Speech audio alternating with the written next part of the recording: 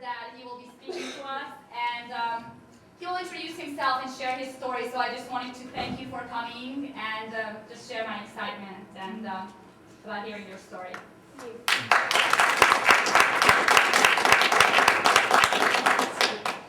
Okay, so I intend for this to be pretty laid back because I like things that way also, so I don't start crying.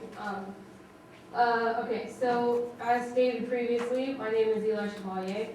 Today, as goes for staying on the topic of justice for women, justice for all, I'm going to be talking specifically about trans women and trans misogyny. So yeah, I feel super privileged to be here right now, and I'm super glad that Flora made this connection for me, and I am really thankful that Local to Global Justice does stuff like this. They're a bunch of awesome people who do awesome things. Yeah, like my mom, Courtney, Shayna, Riley.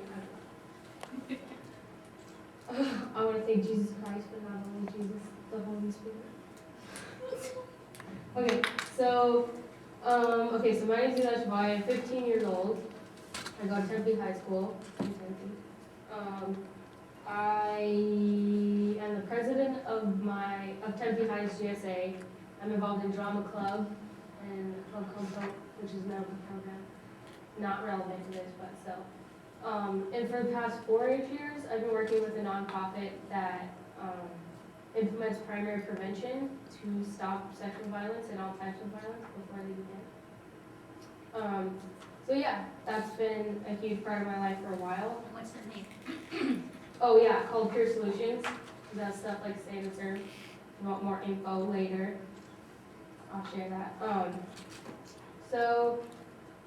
Oftentimes I see other people who do like trans 101s or who do talks about trans people, and I feel like a lot of times I don't feel like included in those, and a lot of times they're talking about the normative trans narrative, which not everyone fits into. So the reason I do talk like this and the reason I speak at all, it makes me a little uncomfortable, but I do it, because I feel like sometimes not everyone's included, and I think it's really important that we include everyone and stuff like that. So,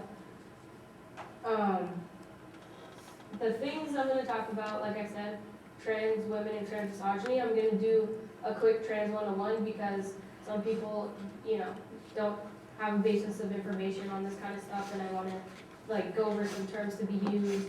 I'm going to talk about define trans misogyny and trans women, then I'll explain some examples of trans misogyny, some statistics on trans women, social norms and power, so why things like that happen, access to all women's spaces, and then I'm going to talk about feminism and trans women and kind of what goes on there, and then how to be an ally lastly, which is probably the most important part. So yeah, hopefully you guys step away with some kind of knowledge, and I feel like that's what this weekend is mostly all about, sharing knowledge and stuff like that. So yeah. So to start off with, what does the word transgender mean? What does it mean to be trans? So the simplest way I can explain this, because it's a really complex idea, is that people who, I'm trans, I should probably mention that. So I guess my credibility of talking to you guys right now is one that I have none. I'm still in high school, but for the past couple of years, during my transition, I've looked extensively into what it means to be trans, all the different kinds of trans people, gender, sex, all those things, and the politics surrounding it. And so I feel like the main thing I've learned is that there's a lot to learn, but yeah. So yes, okay, so being trans. A transgender person is someone who does not agree with the label given to them at birth. So when you're born, a doctor says this baby is male or this baby is female. And occasionally they'll put you in another box where this baby, the sex cannot be determined. But I am transgender because I do not identify with the label given to me at birth. So when I was born, a doctor said this baby is female. Right now, currently, I do not agree with that label. Does that make sense? So that's what it means to be trans. I I identify as a trans man, as a boy, and as genderqueer at the same time.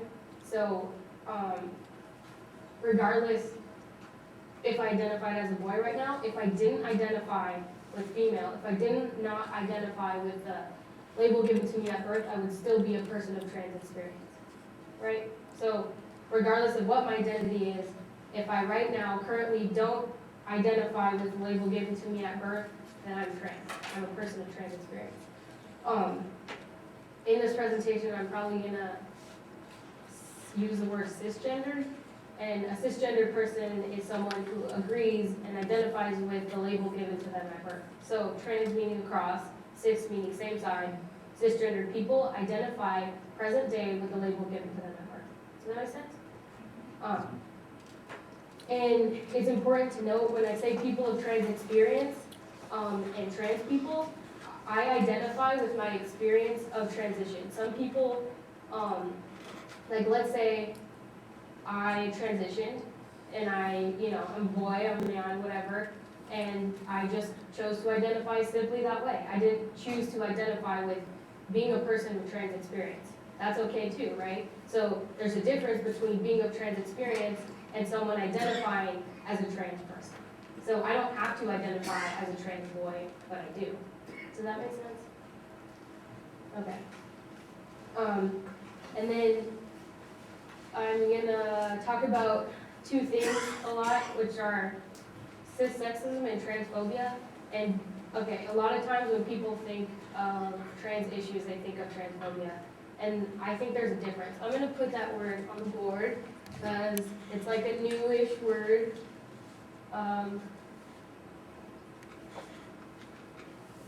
This is cissexism, that's how you spell it. Sorry, excuse my terrible penmanship.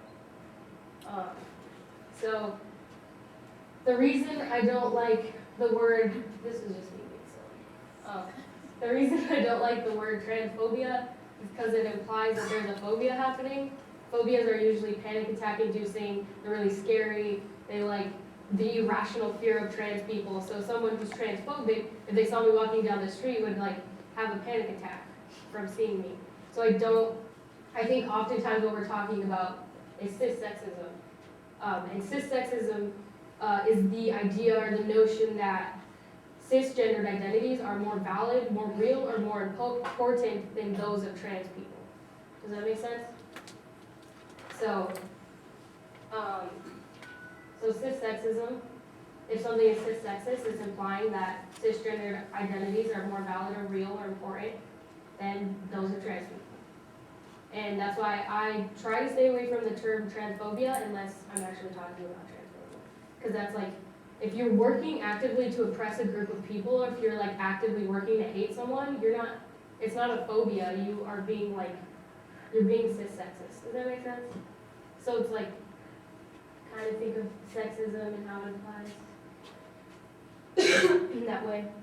I'm getting over a cold right now, so if I cough or sneeze or I'm soft-spoken, I apologize. One other thing I'm going to mention briefly that most people don't know is gender dysphoria. And gender dysphoria is like, it's kind of hard to explain. It's like a feeling of disconnection from your perceived gender, I guess. So it's like, it's hard to, it's like one of those things, it's like being in love, you can't really explain it unless you felt it, I guess. So it's just like, but it's not like being in love because it's really sad. So it's like, when I was growing up, people perceived me as a girl sometimes, or androgynous, but, so, like, when I would hear my birth name, or I would hear she, her, hers pronouns, like, it made me feel dysphoric about my gender and about who I was. So I felt a disconnection from what I was being perceived as and what I actually felt. Some people can get dysphoric about like certain parts of their body, like if that makes sense. So like sometimes I get dysphoric about my chest or my hips or things like that. Things that might differentiate how I feel and how I'm being perceived, if that makes sense.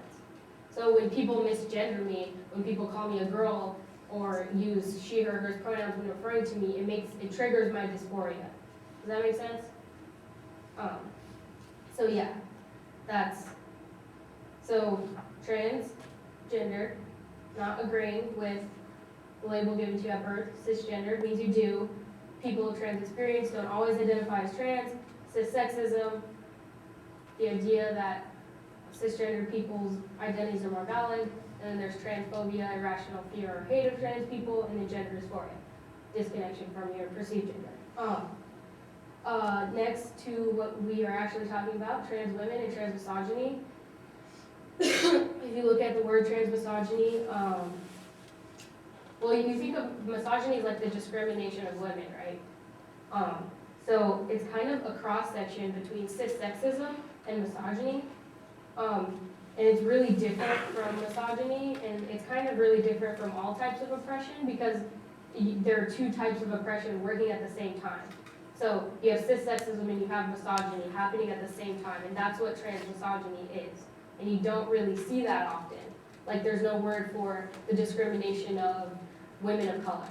Like there's no like one word for it, if that makes sense. And I think it does make sense that there aren't words for this thing because it's really, trans misogyny is really different from misogyny and other types of oppression. So trans women are people who were assigned male at birth and currently identify as women. Some people get confused and they think that I'd be a trans woman, but no, I'm a trans man, I'm a trans boy, because present day I identify as a boy, but I'm a person of trans experience. Does that make sense? So it's not the other way around. I am not a trans woman. Trans woman is someone assigned male at birth who doesn't identify that way. Does that make sense? It's seriously though, if something doesn't make sense, just raise your hand or just shout at me. Or maybe don't, because they're not correct. All right, so that's what trans women are. This is, okay, kind of where it gets confusing.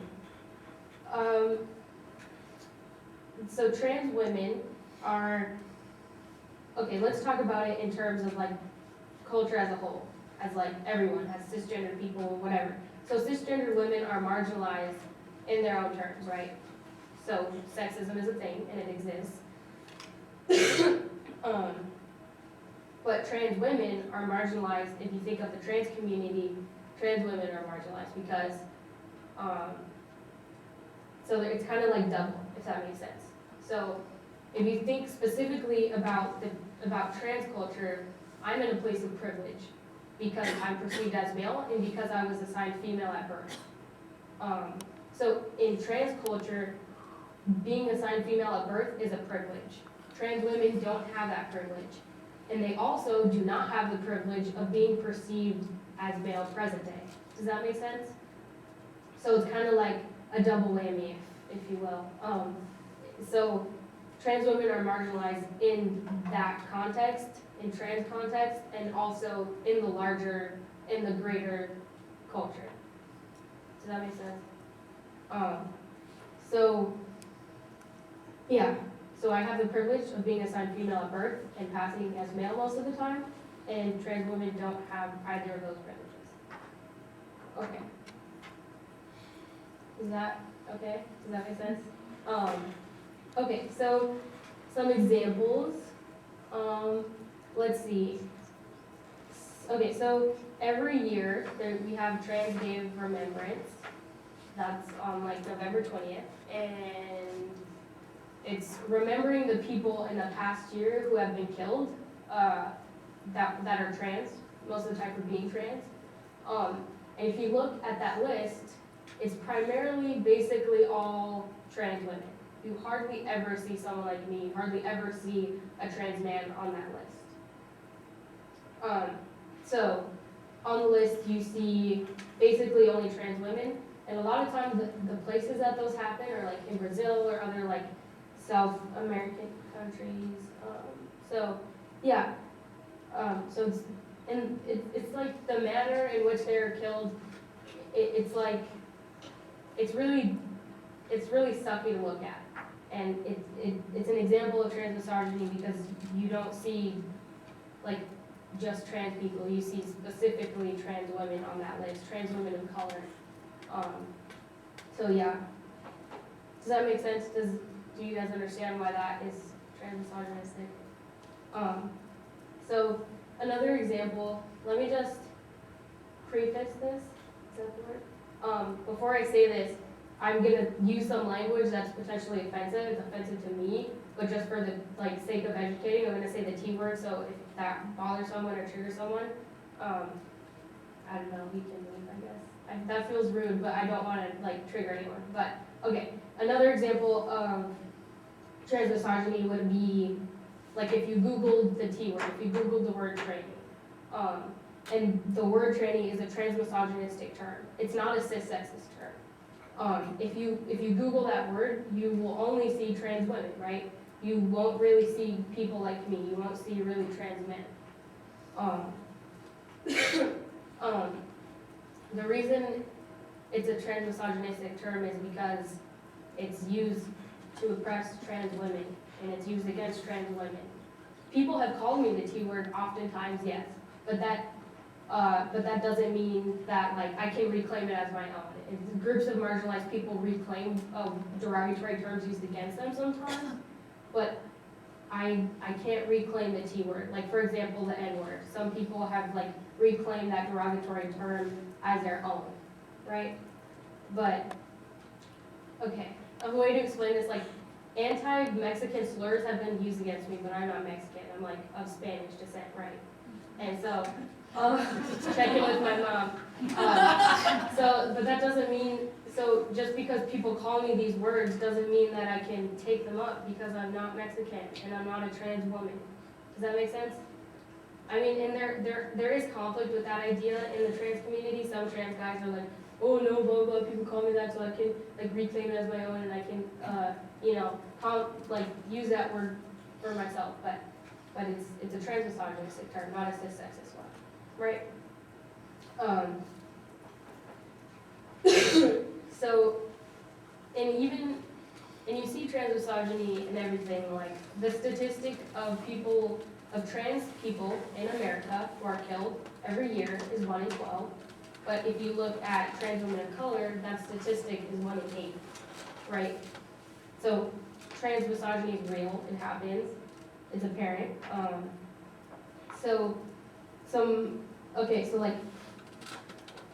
Other examples, half the trans population attempt suicide by the time they're 18 or in their 20s at least.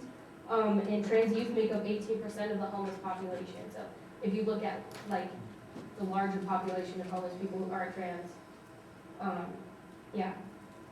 So, and that's just in American big cities.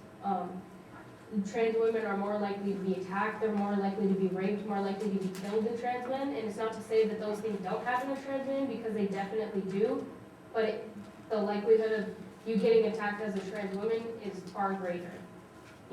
It's far greater than of anyone else, or than of anyone else in the trans community. So I'm not saying those things to make anyone feel guilty or to, I don't know, make people sad. It's just important to note that it's a real thing that does happen, and so, yeah. Sorry. All right, so now, access to all women's spaces and resources. When researching this topic, I talked to some of my friends and to my feminist friends, or who are often in all women's spaces, or people who have taken gender studies courses and stuff like that, and I wanted to see how trans women are talked about, if they're talked about at all, stuff like that, if that makes sense. So in all women's spaces, when trans women aren't really talked about at all, they're not really heard of. Versus if you are in an all gay male space, so a homonormative space, you hear the T word all the time. So it's kind of no recognition versus bad recognition, if that makes sense. And then if you take a gender studies class or a course or whatever, I think what happens, and what I've heard from people taking those classes, I'm not in college, so I have not taken one, but that's why I'm so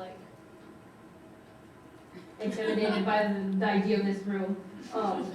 So in gender courses and studies, whatever, you learn about trans people. You learn that men can be women and women can be men. So it's indirectly leaving out a lot of people, and it's indirectly not being inclusive. which kind of sucks. So it's not like, oftentimes people aren't meaning to be like excluding anyone, but it just happens. Because in between man and woman, there are a lot of people, and you're leaving them out. And not everyone's story is the same, if that makes sense. So it is important to note that trans women have access, or should have access to all women's spaces and resources, just as any other woman, because they're women. Yeah. So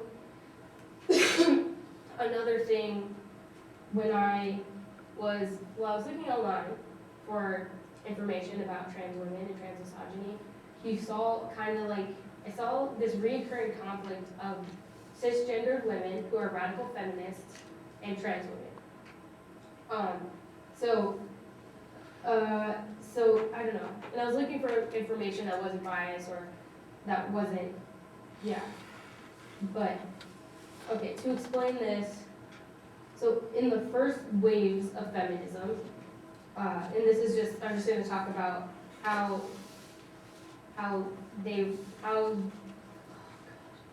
in different times did people respond to trans women as feminists. So, yeah, in the first waves of feminism, it was kind of like a trend to condemn or reject trans women.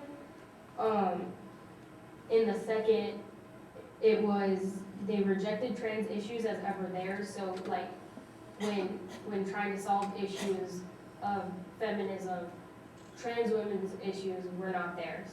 And there was no possibility of accepting trans women as women. And what happened was, it wasn't that they couldn't be women, it was that they would never be like real women. So they kind of got, in the second waves of feminism, so not right now, but like they got set off on the side as like their own like species or hybrid thing of women. Like they got put off in their own thing. And there's like really offensive terms, and they like spelt it differently than the actual word women and stuff like that. And then in the third waves of feminism, people were like intentionally accepting of intersectionality, and like lesbians and women of color and working women would all come together with this common experience to criticize the patriarchy and all the oppression that they were experiencing in different ways. So they were all experiencing different types of oppression that were similar. They had similar experiences, but they came from all different places, and all of these problems were coming from the patriarchy, right? So in the third waves of feminism, they all came together with common experiences coming from different places to focus on their one problem that this was all stemming from, if that makes sense. So an example I found online, I was on Tumblr, which is a blogging website, if you don't know. So I was on like, all right, so it was kind of like an all-women space online, and it was like a feminist. So this one is hard for me to explain, but I'm gonna try to explain this example because I think it's like a really good, valid example that happens often, and it's really problematic and hard to solve. But yeah, so there's a blogger. They were a cisgendered woman who's a radical feminist, and she posted a post about her body, about her period, about things that happen to women. And there was a trans woman who asked her to trigger warning her post about her body because the post might trigger this trans woman's dysphoria. Does that make sense? So, so dysphoria, that feeling of disconnection, that feeling of someone else talking about what I don't have. Does that make sense? So the cis woman got really upset and was like, no, my body's been oppressed for a really long time, and people are really, they think it's socially not okay for women to talk about their period, and she wasn't gonna trigger warning her post for anyone, right? And that's valid. That's a valid opinion. And when censoring bodies, it's always problematic. So the thing with this is like, no one wants to be triggered, and no one can help triggers. And so not getting upset about other people's triggers is a way to kind of like come to some compromise, I guess. And it's transmisogynistic to refuse to work on triggers, and it's transmisogynistic to refuse to work on being transmisogynistic. Does that make sense? So if you, but it's, Can you say that That's a lot of vocabulary. okay. All right, so it's, okay, let's see. So a way to solve this issue, do we understand the problem that happened? The trans woman is asking the other woman to trigger warning her post about her body because it might trigger her dysphoria.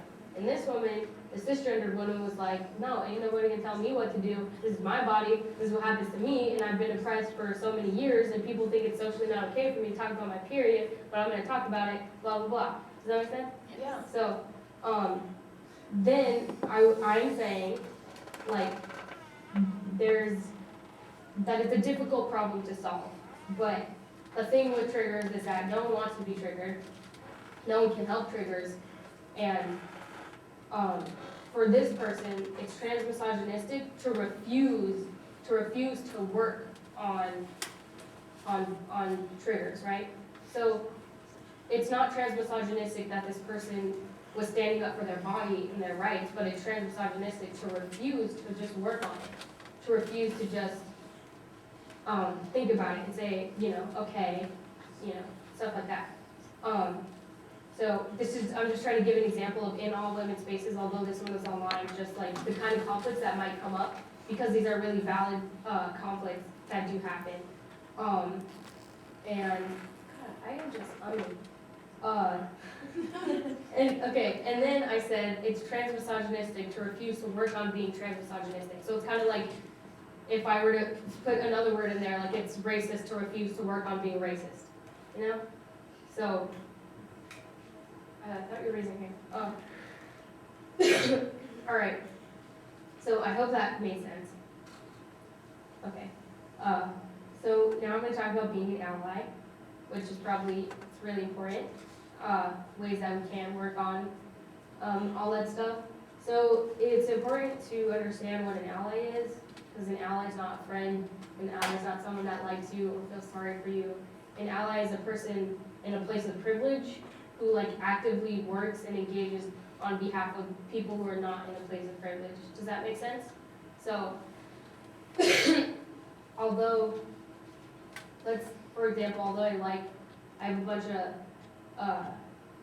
trans friends. I'm a trans man. I have some friends who are trans men, and although I'm friends with them and I support them just as I support my own, wanting to have rights, stuff like that, I can't be an ally to someone in that respect. I can't be an ally because I'm not in a place of privilege, right? So, for example, I'm in a place of privilege being a trans man, and trans women don't have that same privilege that I do. So I try really hard to be an ally to trans women, and I can be because I'm in a place of privilege. For example, my mom is a cisgender person. I am not. My mom is an ally to trans people because she's in a place of privilege. She actively engages in solving these problems, and she cares and she works on it constantly, right? So if you're thinking about just being trans, I can't be trans to another person who's trans unless I am in privilege in that area. Does that make sense? So straight people can be allies to not straight people, not the other way around, right? Courtney and Shayna are allies to me because they're cisgendered, and I'm not. So another thing that I've learned when talking about allies, or just basically when being trans, is sometimes it becomes difficult to be patient with everyone around you, but it's important to know on both ends. It's important to know being an ally and being a person who is oppressed. It's important to know that ignorance does not mean hate, and just because someone doesn't know everything about you or doesn't understand who you are doesn't mean that they're hateful. So it's the way you go about attaining that knowledge that matters. You can do it in a good way, or you can do it in a bad way, stuff like that. So So yeah, and part of that is, it's important to know as an ally that trans people are not all inherently educators, and they're not all inherently good ones. I, does that make sense? So it's not my job to sit around and tell everyone about being trans, even though I do that. Like, it shouldn't be expected of me. Sometimes it is, but it shouldn't be. So it's not a trans woman's job to teach you how to be an ally to trans women, right? And some people are really bad at explaining themselves, and some people, I know some trans people who aren't inclusive of the other people in their community, and that's okay, right? Not all people are educators, and so it's important to know that if you want to get this knowledge, and if you really care, you can get it, but it's not every trans person's job to teach you about themselves. It's not. What would be an appropriate way to go about asking trans friends for information about how they feel about us being an ally? Is that okay to ask? Like, how would you like me to support you, or what else can I do for you, kind of thing? I think that's appropriate. But what I'm talking about is sometimes I see people who, like, for example, I went to a church a couple weeks ago, and I talked with my friend Ira and my partner, and we were on a panel at a church, a trans youth panel, if you will. And the church was super accepting, and the pastor's gay, by the way, so that doesn't mean that they have to be accepting, just because that's a whole, okay, anyway. It's like a non-denominational Christian church, I believe, and they really, the reason I liked it was because they weren't expecting us to sit there and tell them everything, right? Like, they asked us to, we were willing, and it was a good experience. They weren't just like, oftentimes I see people who are like, here, I'll give you these resources that you need and deserve if you teach me how to be an ally, right? So it's not my job to do that, and I don't have to teach you how to be an ally to get these resources that I need and should have, right? So I think the main thing is respecting people's boundaries, right? So I would love to educate people to a certain extent, right?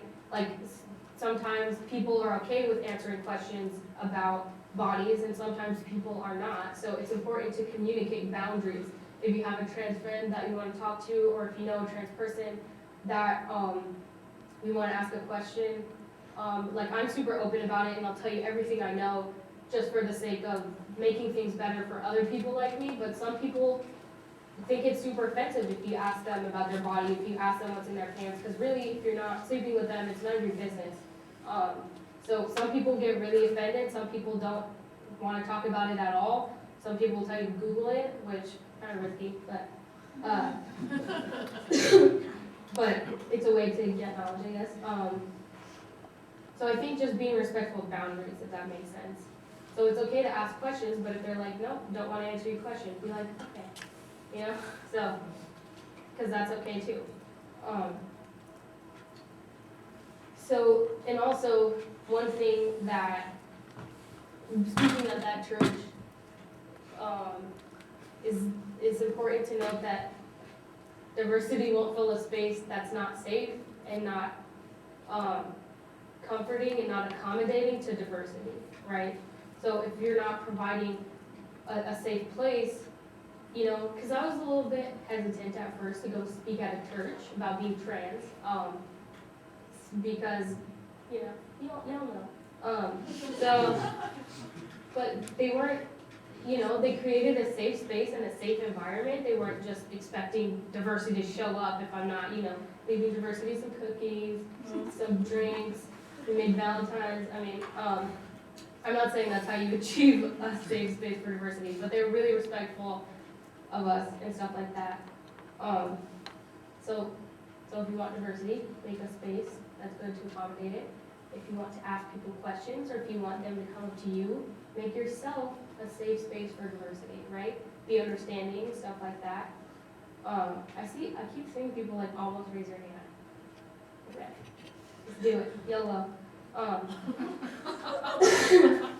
So another thing, because allies are in a place of privilege, it's important to know that you're in a place of privilege, right? So being an ally, it's important to acknowledge that you're privileged.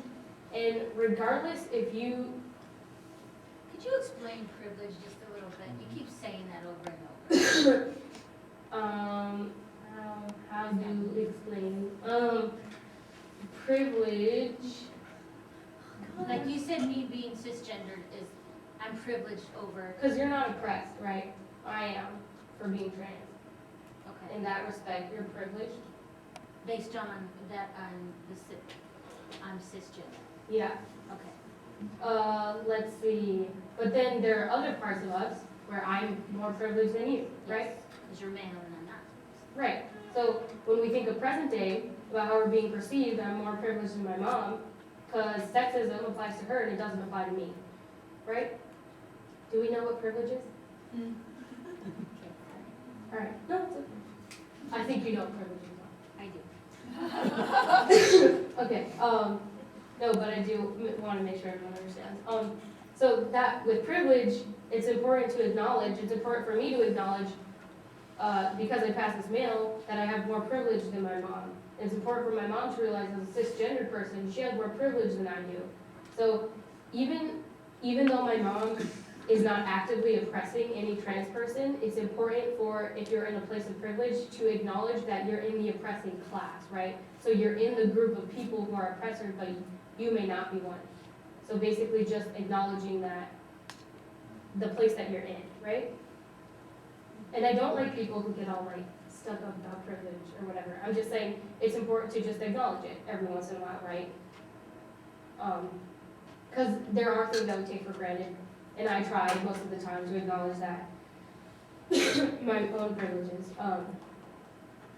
So another important thing about being an ally is to know that it's okay to make mistakes and that everyone's a human. And the thing about mistakes is realizing them and bettering yourself for it is what's important, right?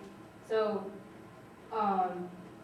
it's okay to, when people, I mean, some people don't care when they misgender me, or some people who are aware of my pronoun preference, they have don't care if they misgender me. And some people make a huge deal out of it. They're just like, oh my God, I didn't mean to say that. Like my sister, since my transition, I just burped, has never misgendered me. She's misgendered me like twice since my transition, since I told her about my preferred name pronoun. She's never used the wrong name. And she cried. She cried when she misgendered me once, and it was so sad. I mean, like, and I know because she really, like, she felt for me, but I mean, like, I don't like when people, if I'm in public space and they're like, like, oh my God, I'm so sorry I misgendered you, Eli, and they're just like, just keep it quiet, just say, a good way to do that would be like he, like, acknowledge that it happened, apologize, and move on, right? Because mistakes happen, and it's how you react to them and how you grow from them that matters, just like with anything else.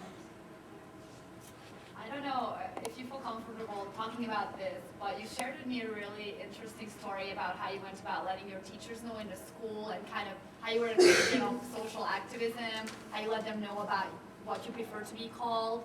Because for some people, they're really uncomfortable with, they know you as one thing or they perceive you as one thing, but you don't identify as that.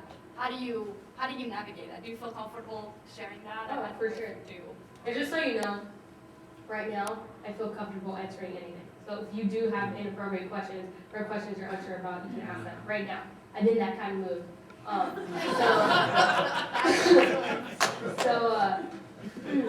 How to go about letting people know if you're Or how did you navigate that? Because as you mentioned, or as you told me personally, some people knew you before before I transitioned? Right. transition. So in high school, there are different kinds of people. So I would classify people, all right, like let's go with teachers first. Okay, I knew none of my teachers before freshman year. I didn't know them, they'd never met me, and I wrote a letter. I tapped it up and printed it out and I folded it up and I gave it to all of my teachers on the first day of school, letting them know that my preferred pronouns are he and his or they and theirs, and that my name that I go by is Eli, but that's not the name you'll find on the roster. So I told them what my birth name was, and I said, now that you know who I am, which is why I'm writing this letter, it would be easier for me socially to interact with my peers and everything if you use the right name and pronouns. Every one of my teachers used the correct name. And this year I sent them an email because we got high tech. And I could like go on the school website and look up my teacher's emails, which is kind of weird, but so I emailed them. Yeah. Yeah, hi. Maybe I'm a little confused on this transgender, but if you had an operation, could you explain? I don't know. Have I had an operation? Uh-huh. No. I'm 15. All right. So can I answer that question after I answer this one? Oh, sure. I will answer it. Okay, so basically, none of these people had met me before, so they shouldn't have had any preconceived notions of who I was. I think, no, not freshman year. Well, one of them knew my sister, so they've like heard of me, but yeah, none of them had ever met me. So the times that I got misgendered by my teachers, they all used the correct name, except for if they weren't aware, because one of my teachers didn't read the email until like a couple days after the first year, my second year. Okay, sophomore year, my French teacher used my birth name to call roll the first day because he hadn't read the email yet, right? So that's just because lack of knowledge. But for example, my world history teacher cannot use correct pronouns for me. He uses Eli all the time, but it was really hard for him to get used to he, him, his pronouns.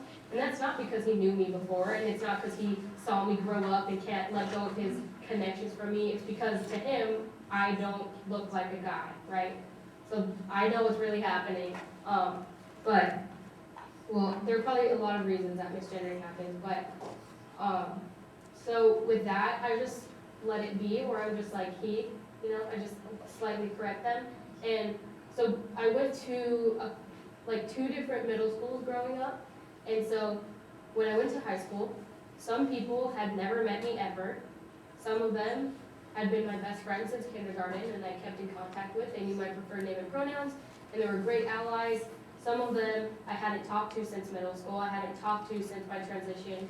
And so they were a little bit confused. And some of them didn't know me, thought I was a guy. Some of them didn't know me, thought I was a girl. Some of them didn't know me, thought that I was just this thing. So, for example, I think what you're mostly talking about, people who knew me before my transition, like middle school growing up, who I wasn't really close with, and then they saw me, recognized my face. Some of them just kind of caught on, and they would like observe other people saying Eli and he, and they would just be like, okay, we didn't have to talk about it. Most of the time when I have to come out to people who are close to me, it's like this big, long thing, and I have to like cry and tell them all my like deepest, innermost feelings for them to respect me, which I got tired of. And so when I first transitioned in the middle of 8th grade, I was like, boom, no, if you don't call me Eli, if you don't use my correct pronouns, I'm not responding to you. Because I got tired of it, right? Which probably wasn't the greatest thing for me to do, but it worked. So the people that knew me in middle school as something different and who saw me, there were some who had that unspoken understanding and were like, okay, I'll use your correct name and pronouns. And then there were some people who they asked other people, which is something I really, really don't like. Like, don't ask someone else about my preferred name or gender pronouns, and don't ask someone else about my transition. Ask me, I'm the person. And so I think it just depends on the person and their willingness. But in high school, in freshman year, I kind of stopped caring really. So if people didn't use my correct pronouns, nowadays, if people who've known me for a while use my birth name or the wrong pronouns, they're the ones who look like a fool now, right? So when I first came out, I looked like a fool because I was like, yeah, I'm Eli, what up? And then everyone was like, no, you're not. So I looked like a fool at that point, but now I have a lot of people who are accepting of me. And so if anyone else were to come into my house now or to come to my school, all of my friends and family and people who care about me use everything correctly. So the ones who don't, they're just like, who's that? So it doesn't affect me as much now, which I'm lucky to have. If I do this, it gets really loud. So I think now I just ignore it, or I just say, tell them my preferred name or pronouns, or just correct them, but yeah, does that answer your question at all? Yeah. I was just really impressed when I learned that you actually took the time to explain to your teachers and write a letter to your teachers because they're in a position of authority. And I remember how nervous I was sometimes just to talk to a teacher, period. And you as a student just approaching them and writing this letter, when I learned about it, I was like, okay, he will have to come to our teaching. That was before I realized, but anyways. Yeah, and I didn't, in the letter, I didn't write, being transgender means blah, blah, blah. Yeah. I said, I am a person of trans experience, and my name has not legally been changed yet. This is my preferred name and my preferred pronouns. If you have any questions, you can ask me. None of them have ever asked me a question. So, and like this year, all of my teachers use the correct name, and most of them all use the correct pronouns now. And some of them just don't talk about it, they're cool with it. I just have to talk to subs whenever there are subs because they have a role roster thing. But, and then there are some teachers, like my third hour, my homeroom teacher, my biology teacher, she's super cool. And she just I saw her on the computer, she's like, God, and she kept clicking on my name. She's like, I'm just trying to see if I can change this. And she's like, you can't. I was like, you can't do that. So, yeah, so some of the times it's really cute and some of them are just super cool about it. But for the most part, no one really asks any questions and they've never asked me, which is weird. Although freshman year, one of my teachers outed me to my dad, but that's another story. Okay, surgery. I have not had surgery ever, right? No, I've had stitches. I've never had the surgery because I'm 15 years old. When I grow up, when I'm 18, I intend on getting top surgery, which means top. People oftentimes refer to bottom surgery and top surgery, right? So I intend to start hormones and to get top surgery. And that's all that I think that I'll need because I feel dysphoric about my chest. I feel dysphoric about my voice sometimes. I'm cheating right now because I'm sick. Or lack of facial hair. I mean, who doesn't want a beard? So so those are things I intend to do. Were you wanting me to explain the surgeries? Oh, no.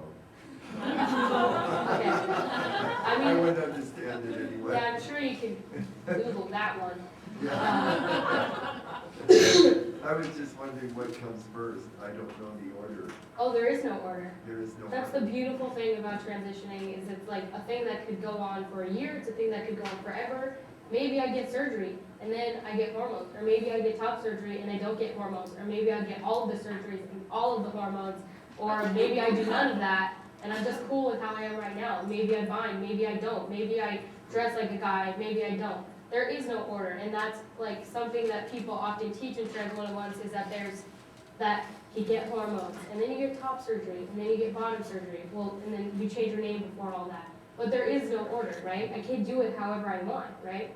And some trans people are in an impression that they have to get hormones or they have to get surgery, but you don't. I want them personally, but I know a lot of people who don't. And I know some people who want to naturally transition and just take and eat foods that will help them become more like they want to be. And I know some people who have had top surgery but are on hormones because they don't want their voice to change or they feel comfortable just how they are, right? So there's no order and there's no set list of what you have to do. There are options is what there are. Okay, you had your hand up for a while, so. Oh no, I was just, so there are multiple dimensions and processes of privilege in society. Race, gender, citizenship, legality. And we all move into spaces where we have privilege, and we might move into spaces where we don't have privilege. If you just kind of take this kind of binary, privileged or not, which I think it's probably simplest as you did to think of it that way. How have you handled moving, so you navigate some changes in your privilege by, in a patriarchal society, kind of going from female to male, but you're still oppressed as trans, and You know what I'm saying? Yeah. So how Yeah. have you handled that? We all do it, in different ways. Right. You know what I'm saying? And I realized on my outline, and I was all nervous, that I actually forgot and I skipped over social norms and power, did I not?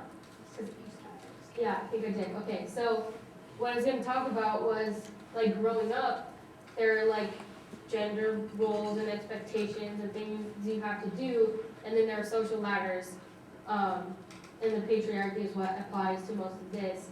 And the reason that trans-misogynistic things happen are because if you look at what's socially acceptable and what's socially okay, and you look at this ladder, trans women are doing it all wrong. Because when they're growing up, and that's, I'm being sarcastic, growing up, well, for me, example, in society, it's okay to wear pants. Most of the time, for women, it's okay to wear pants. Here, at least, it's okay to play with fire trucks. It's okay to do whatever. It's okay to have shortish hair. Those things are all okay. And I feel like a lot of that stems from, why wouldn't you want to be a man? So I'm stepping into a place of privilege, being perceived as male, right? So that's what makes me privileged. But for a trans woman growing up, boys aren't supposed to wear dresses, or they're not supposed to play with dolls. And it's really frowned upon, much more so than if I were to wear pants or to do stuff like that. You know what I'm saying? So it's really socially okay most of the times what I'm doing. And then people wonder, well, why is trans misogyny such a larger issue than the things that happen to trans men? And it's simply because of that, because it's not okay to do those things. And it's just not something that happens. And a lot of times, if there are a bunch of guys in one space and other cisgendered males and they're trans women, it's, that's why they get attacked so brutally and why those kinds of things happen to them, because people don't understand and it's not okay for them, right? So, personally, I don't know, I haven't noticed all that much of a change, but I don't know, there are expectations that come with moving about social ladders or whatever. Like, people are like, oh, why didn't you hold the door open for me? I'm a woman. And I was just like I try to hold the door open for everyone. Like, I believe in common respect amongst all people. My world history teacher a couple weeks ago actually was like, boys, why don't you get books for the girls? And he was like, he's like, is it chauvinism? Right? He's like, chauvinism is not dead. And then I told him, chivalry. What am I talking about? I know. I got okay, so chivalry's not dead. And then I told my friend Olivia, who's a cisgender girl, I was like, Olivia, go grab me a book. And she did. And I was like, common respect amongst all people is not dead. So I don't really believe in, I don't believe in violence per se, but I hate when people are like, you can't punch a girl, blah, blah, blah. I'm just like, I'm punch somebody, but I don't believe in punching people. But yeah, I feel like personally I don't live up to all of my expectations as passing male most of the time. And it is difficult for people who are marginalized to navigate kind of spaces, and that's why I want to talk about what I talked about today, is because for trans women, regardless of where they navigate, they're almost always oppressed, right?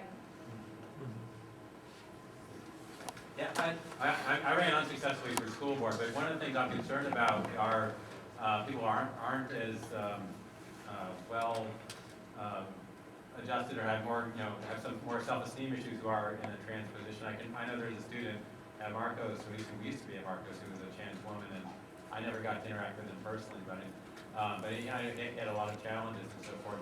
So some of the things I'm curious about, like the teachers can't change your name, but what about issues like you have an ID at Tempe High, and I assume that has your birth name on it, not the name you go by, and you have issues with the bathroom, and you're required to take a year of PE to graduate.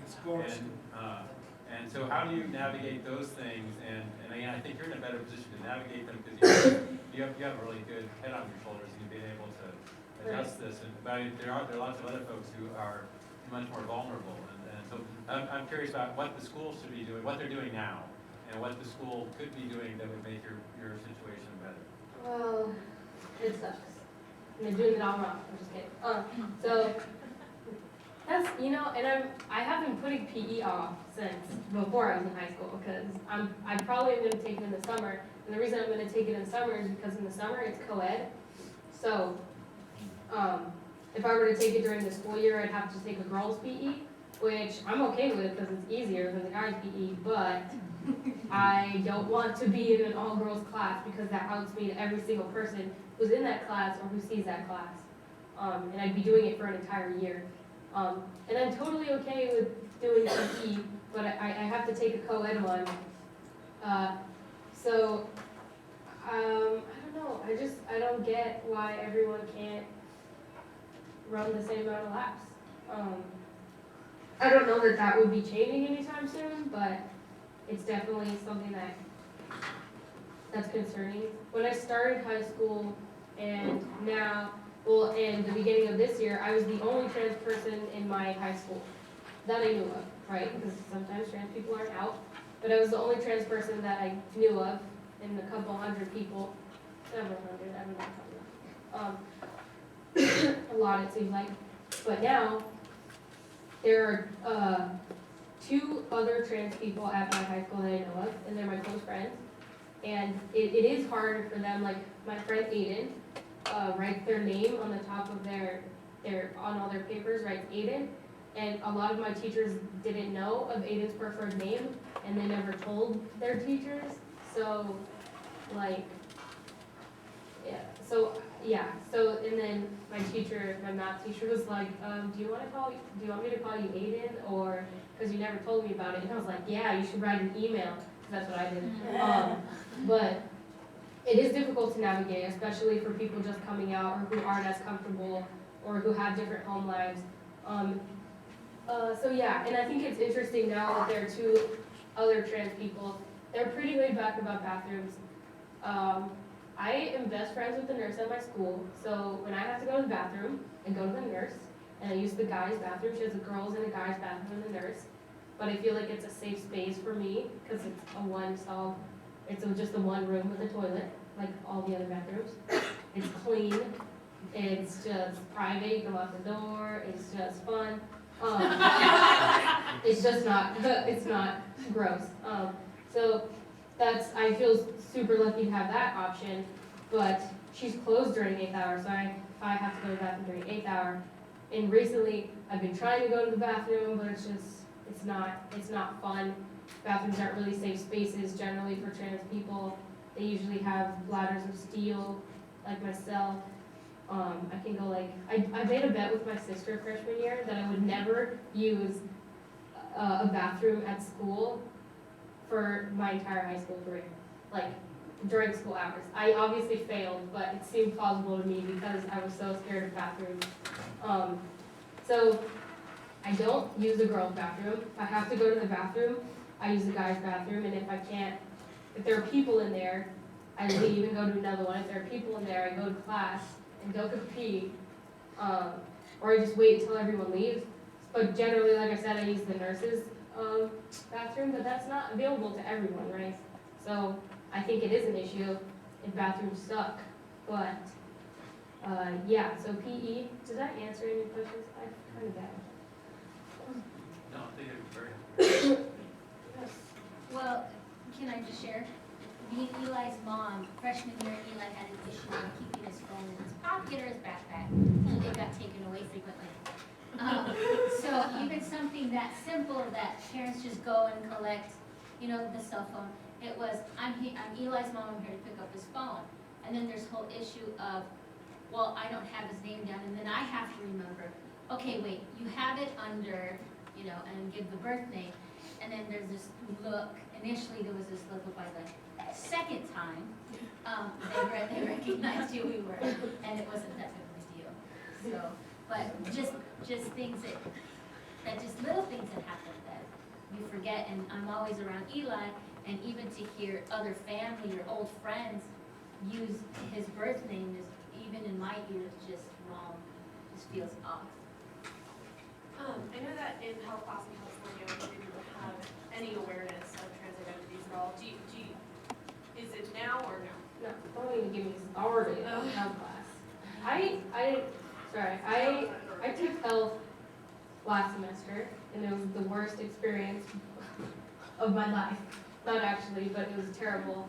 And I didn't even think about it. I wasn't even thinking of trans issues. I was thinking about how much this teacher sucks and how much this curriculum was like from the 70s, or no, from like the 60s or something, because I was like, do you guys not know what safe sex is and how no one is actually asked it? It was just kind of ridiculous. And I mean, and when they taught about stuff like that, I mean, it just was like kind of frustrating. And we talked about like, in the first subjects we got into were depression, were suicide, were eating disorders. And the teacher was just teaching everything all wrong and like instilling these ideas that are terrible into these kids. And I was really upset. And he asked the kid, before we even learned about anorexia, he was like, someone define what it is. And then they were always like, when girls do this or don't eat because they think they're ugly. And I would just like cry every day in that class, and I would get extremely upset. And I just wanted to like scream and rip everyone's head off. I'd never been so frustrated. And it just seemed like they were so oblivious to everything, and all of the kids were just like, yeah, okay. And then the teacher, I was just like, are you joking? Like, the next time, and they expect teachers to be safe people to go to. Like, if there was a guy in our class with an eating disorder, do you think he would want to talk to anyone in that class? Do you think his problem would even feel valid at all? Do you think he would even understand himself what was happening? Like, no, and I wasn't even thinking about trans issues during that. What did bother me is they're enforcing the binary law, and even when we got on the topic of like homosexuality, people would just, like, they would just laugh. We would talk about race, we would talk about suicide, and everyone in my classroom would laugh. And it was like, and I would just like freak out and have panic attacks, and I'd start crying, and then like our officer would just be like, hey, what's going on, what's wrong, blah, blah, blah. I was like, are you not listening? And I was like, no. And they're like, so why do you think sexual violence happens so often in now and to the people, blah, blah, blah, that it does? And then there was this guy, and he was like, well, because you know how girls are dressing more like this nowadays. And I was like, are you joking? I was like, no, it doesn't matter. Someone could go walking down the street naked and you have no right to touch them. Like, are you, I was just super frustrated. So no, it's not better. And I don't know what your class was, but I can assure you that mine was terrible. And there was, none of them even knew what being trans was. And I got misgendered by the cop that came in once a week to talk about us, to talk to stuff about us. And I don't know. It was the most frustrating thing for me. And yeah, so those things weren't talked about. What's the binary law? Did I say law? Yeah. Binary. It did? I thought, it was enforcing the binary, is what I said. Right? Did I say law? No. Okay. I meant the binary. law. Yeah. Constraining me. Binary is getting enforced. The binary, what I'm referring to is gender dynamics, which is male and female, and how I talked about that leaves out a lot of people. Yeah, we've been. So I watched this online, I'm not sure if you addressed this or not, so I hope you haven't, but as you're growing up and, you know, going through this whole transformation, who do you look, what specific males do you look to as your role models, or, you know, your idea of what's being man? Does that Okay. make sense? Yes, it does make sense. I feel like, so when you think about trans youth and trans who are growing up, a lot of times it's very, the reason that they get so upset, or, you know, that a lot of them have anxiety, a lot of them are depressed, a lot of them, half of them attempt suicide by the time they're an adult, is because we don't really have anyone to look up to, right? There is no one like us who's successful and, and I mean, there's like Chaz Bono, or people like that, but Chaz Bono sucks, and he reinforces the binary, and he thinks, because I'm a trans man, I can't be sexist. Like, yes, you can. Everyone can be sexist. Anyway, there's not that many people to look up to.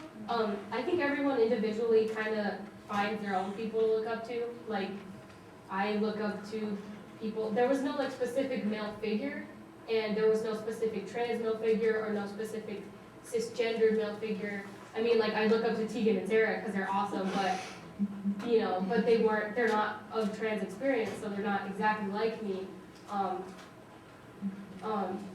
So personally, I feel like when I did learn about all this stuff, because it's not in any kind of textbook, because it's not written really anywhere, I had to more or less kind of write things for myself.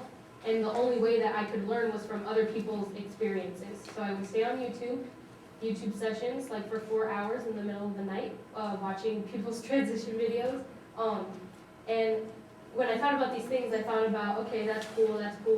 And I thought about how these things might apply to me in the future and how they might not, right? Because there is the normative trans narrative, which is a boy becomes a girl, or a girl becomes a boy. But that didn't apply to me, and it doesn't apply to a lot of people. So when I was taking all of this, extracting all of this information from other people's experiences, I was careful to be aware of these things might not always apply to me. And there are people in the trans community who it's not that I like look up to them, but they're just like, they're there to help me and support. For example, my friend Ira, he's like 23. We added each other on Facebook as brothers recently because we're tight. But we're basically the same person though, it's weird. We look really similar and stuff like that, and we keep finding things that are similar between us. So I think I do have like a strong community around me, and even if like all my cisgendered family and friends weren't trans, like they were still there to support me, and they still have people to look up to. It's kind of just like any other kid who looks up to like their favorite musician and stuff like that. So I mean, specifically as goes for transition-wise, there was no one person that I really look up to. And that's the beauty of transition, is that it's whatever you want it to be, right? Yeah, Eli, what I like about what you're saying is it seems like you've separated the physical and the emotional and the mental. And that's been an education for me to hear you talk, because I was just thinking the physical, and it sounds like you really have your act together on the mental and the emotional side, and you're not really just relying on the physical. So you've actually expanded, in my mind, the whole idea of becoming a guy to a whole other level. Right. I mean, we can learn from you. A guy can learn from you. And I think that's mostly what it is it's not, and I guess you're right, that's the way people might perceive it from the outside, is that it's about changing your body and changing your outside. But for me, and for a lot of people, the biggest part is it's like inside, and it's yourself, and it's how you feel, and it's how people perceive you to be. And I don't think that bodies are that important. I think that your body is important because it's yours, and you're gonna have it for a while.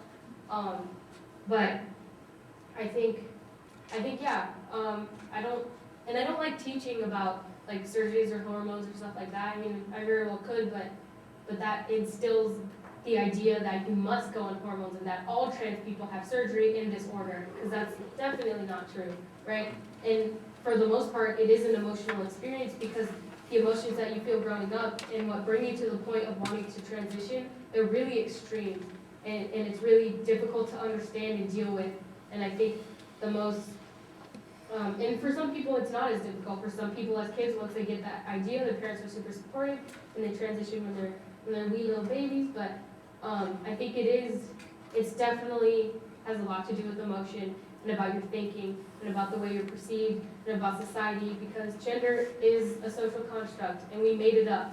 And we made it up so that, I don't know, so it could be difficult for people who wanted to step outside of it. And I think, I don't know, I thought about the other day, what we're doing is we're trying to break it down and realize that it's made up. Like, dogs don't have gender. They don't sit around and talk about what's socially acceptable for a boy dog, or what's okay for a girl dog to do. Like, it's something we've made up, and that's really hard for people to understand. And some people want to argue with me about it and say there's and anatomically there's blah blah blah, but intersex people exist, and they're all different kinds of bodies exist. So why can't all different genders exist, and why can't you be what you would like to be? Yeah. Is there a difference between being transgender and transsexual? So being transsexual most often refers to people who like transition and with their body, right? So people often think of sex as like as body, right? As your being. So some people and a lot of trans women do identify as transsexual, but I would say it depends on the person. I identify as transgender, and I don't feel like, and a lot of people think that because I'm trans that I'm stuck in a girl's body or something like that. But I'm a boy and it's my body, so to me this is a boy's body. And if that makes sense. So I don't identify as transsexual, but transsexual most often refers to people who transition physically, if that makes sense. Like we were talking about earlier, like I've only changed my name and pronouns and the way I present, and I haven't done it to try and fit into this box of being perceived as male. I've done it because I like these clothes, and I think I look better in them, and I think I look better different ways, right? So if you're wondering, a lot of people ask that question, and it's kind of, it's a little hard to explain, but if you think about, it's like changing your body, and transgender is just changing your gender, right? Laura? I was just wondering, and I know we are running short on time, our next speaker will come in a few minutes, right, Erin? 3:15. But I was wondering, it sounds like teachers and schools don't do too much, or haven't done so far too much to kind of increase the, how should I say, acceptance of those who step out of the gender binary. But you've done a lot with Stand and Serve and the GSA, which is the Gay Straight Alliance in Tempe High School, to educate your peers about things you just talked about. So I was wondering if you could talk to me a little bit, or to us, about your involvement and your own activism that's not coming from the teachers, but coming from you and your peers in terms of spreading awareness about issues related to the gay and trans community. I And think. also Stand and Serve. And Stand and Serve. Okay, well, what Stand and Serve does is we promote safety, equality, and respect as norms to end all types of oppression and bad stuff, if that makes sense. So I think if everyone is respectful, if safety, equality, and respect were all norms, it would be, none of this would really exist, and there would be no issue with it. With my GSA and my teachers, like I don't sit around and give this talk to everyone that I know, right? Because I don't have time and I don't really want to, and there are a lot of people around me who I experience every day that are really ignorant, and that's not to say they're hateful, but they, and I sometimes I try to speak up, but they don't want to listen, and that's okay. I mean, I would prefer that they, use different kind of terminology or stuff like that, or don't call me names, but, so I don't sit around and have this talk with absolutely everyone. But I think with Stand and Serve, just if safety, equality, and respect were all norms, that it wouldn't ever be an issue. And with my GSA, my main goal is making it a safe space for people who are like me, because there are now 2 other trans people at Tempe High who are engaged in the GSA. And teachers and people in my GSA, they're just like everyone else, and they're just people who might not know as much as I do about certain things, or whatever. So, oh my gosh, excuse me. So not everyone I come into contact with necessarily knows everything, right?